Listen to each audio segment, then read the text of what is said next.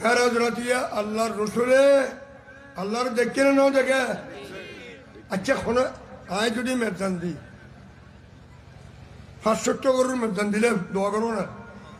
500,000 গরু খাবে বেলাই যদি মেদান একখান দিই গরুর ভিতরে যদি বই থাকি বেগুন হল মেদান দিলে সুলাইমান আনসারি যখন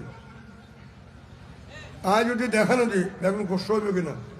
ও তোমার খানা আছে মরছি না, তোমার সাহায্য মরছি দি তো আল্লাহ আর নবীর দিয়ে দেয় লুয়েছা ফেললে না নবীর দেখা দি ফেললে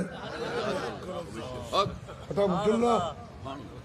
আলা হজরত ওকে শেয়ার ইবে টুন দিয়ে হইব আয় এনে টুন সরা করবে টুন মাঝে মাঝে আজকে রাজি গেলি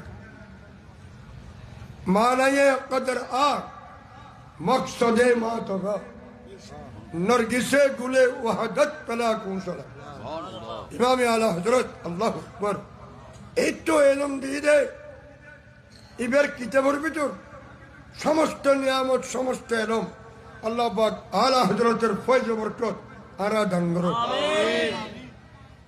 ইমাম শেরে বাংলা রহমতুল্লাহ আলাইহি এগুনে ওরা দুনিয়ার মধ্যে এলম বিতরণ মধ্যে এখন এক জায়গায় হয়েছে শেরে বাংলা রহমতুল্লাহ কথা দুনিয়া দিল্লি কে ছিলেন দিচ্ছে